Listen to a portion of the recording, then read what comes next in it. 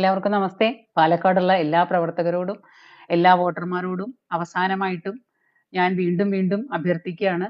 നിങ്ങൾക്കൊരിക്കലും സ്ഥാനാർത്ഥി മാറിപ്പോകരുത്, ചിഹ്നങ്ങൾ മാറിപ്പോകരുത്. നമ്മുടെ ചിഹ്നം താമരയാണ്. എല്ലാ തരത്തിലും ഐശ്വര്യത്തിന്റെയും എല്ലാ എന്താ പറയാ ദൈവീകമായ നമ്മുടെ പൊൻതാമര വിരിയട്ടെ. ആ പൊൻതാമര വിരിയാനായിട്ട് എല്ലാ വോട്ടർമാരും, പാലക്കാടുള്ള എല്ലാ വോട്ടർമാരും സഹകരിക്കണം, സഹായിക്കണം. നമസ്തേ മോഹിഷേ. അപ്പോ ഈ വോട്ട് ചെയ്യാനായിട്ട് പോകുമ്പോൾ പ്രവർത്തകരോട് എൻ്റെ ഉപദേശമൊന്നുമല്ല, എൻ്റെ ഒരു റിക്വസ്റ്റ് ആണ്. നമ്മൾ അവസാന സമയം വരെയും നമ്മൾ ഒരുപാട് കഷ്ടപ്പെട്ടതാണ്.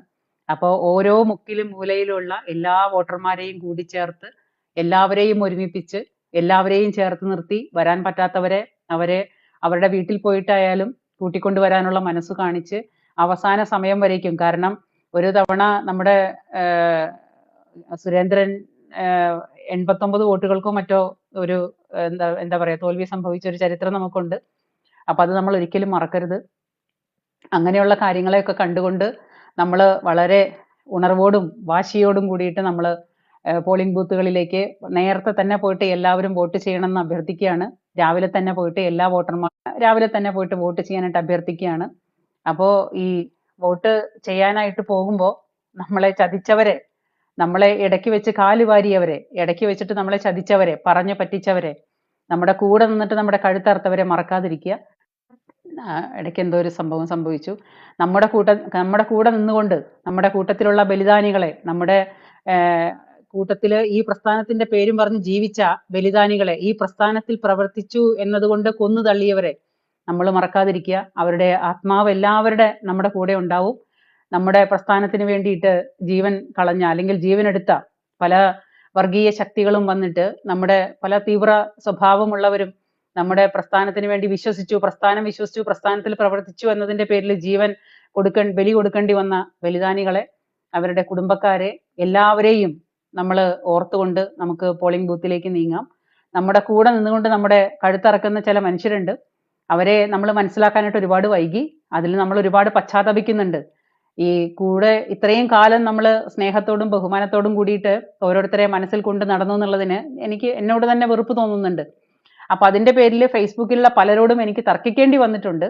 ഈ പറയുന്ന കക്ഷിക്ക് വേണ്ടിയിട്ട് എനിക്ക് പലപ്പോഴും ഫേസ്ബുക്കിലുള്ള എൻ്റെ നല്ല സുഹൃത്തുക്കളോടൊക്കെ എനിക്ക് തർക്കിക്കേണ്ടി വന്നിട്ടുണ്ട്. അവരോടൊക്കെ ഞാൻ എൻ്റെ മാപ്പ് ചോദിക്കുന്നു. പറ്റിപ്പോയി. എന്താ പറയുക, വെളുത്തതെല്ലാം പാലാണെന്ന് ധരിക്കുന്ന ഒരു സ്വഭാവം നമുക്ക് പലർക്കും ഉണ്ട്.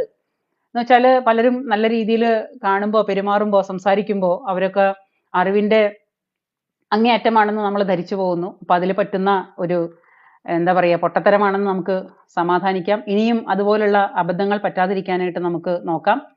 അടുത്ത നമ്മുടെ കൂടെയുള്ള എല്ലാ എന്താ പറയാ നമ്മുടെ നേതാക്കന്മാരെയും നമ്മൾക്ക് ഇനി വീക്ഷിച്ചുകൊണ്ടിരിക്കാം. ആരാണ് ഇനി അടുത്തത് നമ്മളെ പറ്റിക്കാൻ പോകുന്നതെന്നുള്ളത്.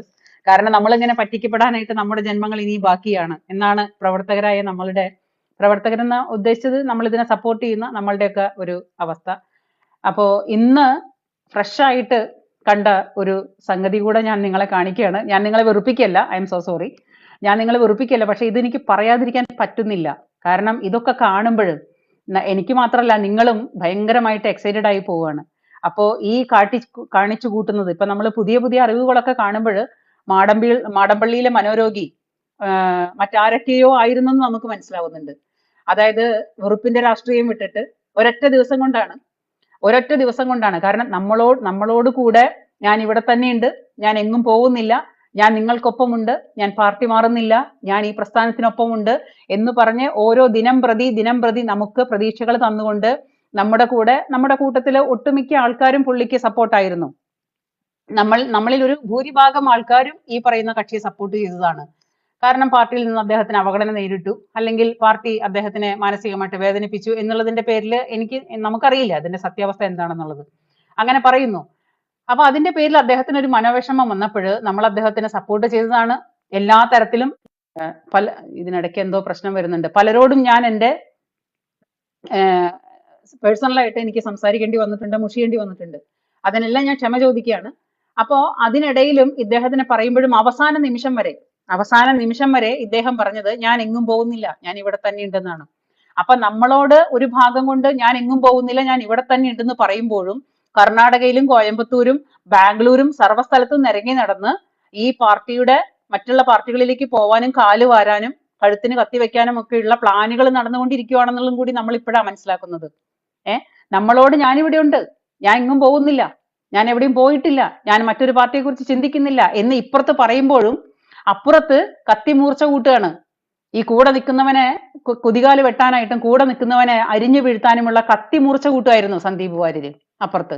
അപ്പൊ അപ്പുറത്ത് കത്തിമൂർച്ച കൂട്ടുന്നത് ആരും അറിയാതിരിക്കാനാണ് ഇപ്പുറത്ത് നമ്മളോട് വന്നിട്ട് സുഖിപ്പിച്ചോണ്ടിരുന്നത്. അപ്പൊ ഈ ഇരട്ടത്താപ്പ് ആർക്ക് കൂടുതലും എന്താ ഞാൻ പറയാനായിട്ട് എനിക്ക് വാക്കുകളൊന്നുമില്ല. കാരണം പറ്റിക്കുക എന്ന് പറഞ്ഞാൽ പറ്റിക്കപ്പെടുക എന്നൊക്കെ പറഞ്ഞു കഴിഞ്ഞാൽ അത് എന്നും എല്ലാവരെയും ഒരുപോലെ പറ്റിക്കാനൊന്നും പറ്റില്ല.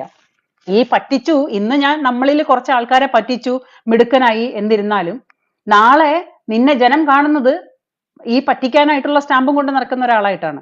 അതിപ്പോ നമ്മൾക്കൊന്നും ഒരു നഷ്ടം സംഭവിക്കാൻ പോകുന്നില്ല. നമ്മുടെ നല്ല മനസ്സ്, നമ്മൾ ഈ പറയുന്ന കാണിച്ചു കൂട്ടിയ ഈ തോന്നിവാസങ്ങൾ മുഴുവനും കണ്ടു വിശ്വസിച്ചത് നമ്മുടെ നല്ല മനസ്സ്. പക്ഷെ നമ്മളുടെ നല്ല മനസ്സിന് ഒരു കോട്ടവും സംഭവിക്കാൻ പോകുന്നില്ല. നമ്മൾ കുറച്ച് സമയത്തേക്കൊന്ന് മാനസികമായിട്ട് നമ്മളൊന്ന് വിഷമിച്ചു എന്നുള്ളത് സത്യമാണ്. പക്ഷേ നാളെ നിന്റെ ഈ പേരുണ്ടല്ലോ, ഈ പറ്റിക്കാനായിട്ട് ഇറങ്ങി തിരിച്ചവൻ എന്നുള്ള ഈ ഇരട്ടത്താപ്പ്, ആ ഇരട്ടത്താപ്പിന്റെ മുഖം മൂടി ഒരിക്കലും അഴിച്ചു വെക്കാൻ പറ്റില്ല. ഈ ചെന്ന് കേറിക്കൊടുത്ത സ്നേഹത്തിന്റെ കട, നമ്മള് വെറുപ്പിന്റെ ആൾക്കാരാണ്. നമ്മളെ ഒരൊറ്റ രാത്രി കൊണ്ട് നമ്മൾ വെറുപ്പിന്റെ ആൾക്കാരായി. ഒരൊറ്റ രാത്രി കൊണ്ട് നമ്മള് വർഗീയ എന്താ പറയാ വർഗീയത മാത്രം പറയുന്ന ആൾക്കാരായി. മറ്റു സ്നേഹത്തിന്റെ കട തുറക്കാൻ പോകുമ്പോഴാണ്. അപ്പൊ ആ സ്നേഹത്തിന്റെ കട തുറക്കാൻ പോയ ആൾക്കാർ ഇതിന് മുമ്പ് നമ്മുടെ നാട്ടിൽ കാണിച്ചു കൂട്ടിയിട്ട് എന്താണെന്ന് നമുക്ക് നന്നായിട്ട് അറിയാം. അടിയന്തരാവസ്ഥ കാലത്ത് അടിയന്തരാവസ്ഥ നടപ്പാക്കിയതും അവസ്ഥ കാലത്ത് വരെ ഇവിടെ എന്തൊക്കെ സംഭവിച്ചു എന്നുള്ളതൊക്കെ ഇവിടുത്തെ ചരിത്രം പറയുന്നുണ്ട്. അപ്പൊ ആ സ്നേഹത്തിന്റെ കടയ്ക്ക് എന്തുമാത്രം മൂല്യം ഉണ്ടെന്ന് നമ്മൾ മനസ്സിലാക്കിയിട്ടുള്ളതാണ്. അപ്പൊ ആ സ്നേഹത്തിന്റെ കട തുറക്കാൻ പോയിട്ട് ആ സ്നേഹക്കട തുറക്കുന്നതിന് മുമ്പ് കൂടെയുള്ളവരെ വെട്ടിനിരത്തി, ആ വെട്ടിനിരത്താനായിട്ട് ഉപയോഗിച്ച ആ ഒരു എന്താ പറയാ തന്ത്രം ഉണ്ടല്ലോ, ആ തന്ത്രം എന്നും ചെലവാകാനൊന്നും പോകുന്നില്ല. എന്നും എല്ലാവരെയും ഒരുപോലെ പറ്റിക്കാൻ പറ്റില്ല ആർക്കും. ഈ പറയുന്ന നെറിവില്ലാത്ത ഈ സ്വഭാവം കൊണ്ട് അങ്ങോട്ട് ചെന്നിട്ട് ഈ നാളെ അവിടുന്ന് ചാടും.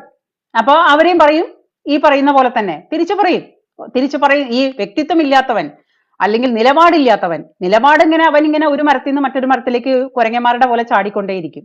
അത്രയേ ഉള്ളൂ, അതിന്റെ കാര്യം അത്രയേ ഉള്ളൂ. പക്ഷേ ഇതൊക്കെ പറയുമ്പോഴും മാടമ്പിള്ളിയിലുള്ള മനോരോഗിയെ നമ്മൾ മനസ്സിലാക്കിയില്ല എന്നുള്ളതാണ് വേറൊരു തമാശ. ഇപ്പം അവസാനം വന്നിട്ട് കേൾക്കുന്നു മട്ടാഞ്ചേരി മാഫിയ വരെ. ഇത് ചെറിയ പിന്നെ മീനൊന്നുമല്ല. നത്തോലി എന്ന് പറയുന്നത് ഒരു ചെറിയ മീനല്ല. നത്തോലി അങ്ങ് അറബിക്കടലിലാ കളിച്ചിരുന്നേ. അത് ഇപ്പോഴാ മനസ്സിലാക്കിയത്. നത്തോലി കളിച്ച് അറബിക്കടലിലാ കളിച്ചിരുന്നേ. നത്തോലിയെ പിന്നെ മട്ടാഞ്ചേരി മാഫിയ വിലക്കെടുത്തു എന്നൊക്കെയാണ് ഇപ്പൊ കേൾക്കുന്ന ലേറ്റസ്റ്റ് ആയിട്ടുള്ള പുതിയ ന്യൂസുകളൊക്കെ. അങ്ങനെ വെറുതെ കേൾക്കുന്ന ന്യൂസുകളാവില്ലല്ലോ, തീയില്ലാണ്ട് പുകയുണ്ടാവില്ല. അപ്പോ ഒരു വിദ്വാന്റെ ഈ സംഗതി ഇത് നിങ്ങൾ കണ്ട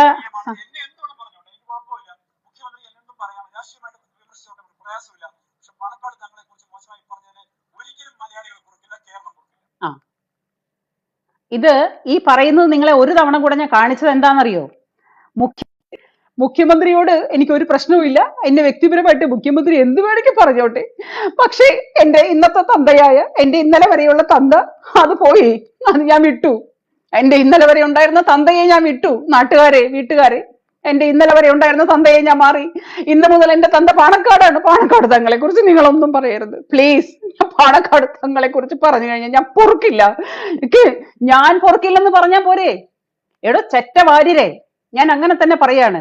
ഈ ചെറ്റ കഴുപ്പെട്ട വാര്യർക്ക് കേരളം പൊറുക്കില്ലെന്ന് പറയാനായിട്ട്, മലയാളി പൊറുക്കില്ലെന്ന് പറയാനായിട്ട് എന്ത് അവകാശം ഉള്ളത്? ഈ ചെറ്റ വാര്യരോട് ഞാൻ ചോദിക്കുകയാണ്, ഇദ്ദേഹത്തിന് ഈ പാണക്കാട് തങ്ങളെ പറഞ്ഞാൽ മലയാളി പൊറുക്കില്ല, കേരളം പൊറുക്കില്ലെന്ന് പറയാൻ ഇയാൾക്ക് എന്ത് അവകാശം ഉള്ളത്? ഇയാൾ കേരളത്തിലുള്ള മലയാളി, ഞാൻ അടക്കമുള്ള കേരളത്തിലുള്ള എല്ലാ മലയാളികളെയും തന്ത ഇയാളായിട്ട് മാറാൻ പോവുകയാണോ? എന്റെ ചോദ്യമാണ്. കേരളം പൊറുക്കില്ലെന്ന് ഇയാൾക്ക് ഇയാളുടെ തന്ത മാറണമെങ്കിൽ ഇയാൾക്ക് മാറിയാ പോരെ? ഇവന് പോയിട്ട് സുന്നത്ത് ചെയ്യണമെന്നുണ്ടെങ്കിൽ ഇവന് ചെയ്താൽ പോരെ? ഇവൻ കേരളത്തിലുള്ള മൊത്തം മലയാളി ആണുങ്ങളെയും കൊണ്ടുപോയിട്ട് സുന്നത്ത് ചെയ്യിക്കാനുള്ള പരിപാടിയാണോ? അതോ കേരളത്തിന്റെ മൊത്തം കച്ചവടം ഇയാളെ ഏൽപ്പിച്ചിട്ടുണ്ടോ? എന്ത് തോന്നിവാസാണ് ഇയാൾ പറയുന്നത്? കേരളത്തിലെ മലയാളികളെ മുഴുവനെ കേരളം പൊറുക്കില്ലെന്ന് ഈ വർഗീയ പാർട്ടിയുടെ അപ്പോസ്തലനെ കൊണ്ടുപോയിട്ട് പറഞ്ഞാൽ പിന്നെ കേരളം പൊറുക്കില്ല. നമ്മളിപ്പം നമ്മൾ വർഗീയ പാർട്ടികൾ ഇവിടെ ആർക്കും ഒരു ദ്രോഹവും ചെയ്യാതെ, ആരോടും ഒരു വേറുകൂറും കാണിക്കാതെ, ആരെയും വേർതിരിച്ച് കാണാതെ എല്ലാവരെയും ഒരുപോലെ കാണുന്ന ലോക സമസ്ത സുഖിനോ ഭവന്തു, ഭാരതം നമ്മുടെ ഒരു ഒറ്റ കുടുംബം എന്ന് കാണുന്ന ഭാരതീയ ജനതാ പാർട്ടി ഇയാൾക്കിപ്പോ വർഗീയ പാർട്ടിയായി. ഒറ്റ രാത്രി കൊണ്ട് നമ്മുടെ ഭാരതം, നമ്മുടെ ഇന്ത്യ മഹാരാജ്യം ഇയാൾക്ക് വർഗീയ പാർട്ടിയായി. ഇന്നത്തെ തീയതി വരെ അതായത് ഹിന്ദു ധർമ്മപ്രകാരം, ഹിന്ദു വിശ്വാസപ്രകാരം, ഹിന്ദു സനാതന പ്രകാരം ജീവിക്കുന്ന ഒരു ഹിന്ദുവും ഇവിടെ ആരെയും ദ്രോഹിക്കാനോ പറ്റിക്കാനോ വെട്ടിക്കൊല്ലാനോ അല്ലെങ്കിൽ ബോംബ് വയ്ക്കാനോ യാതൊന്നിനും പോയിട്ടില്ല.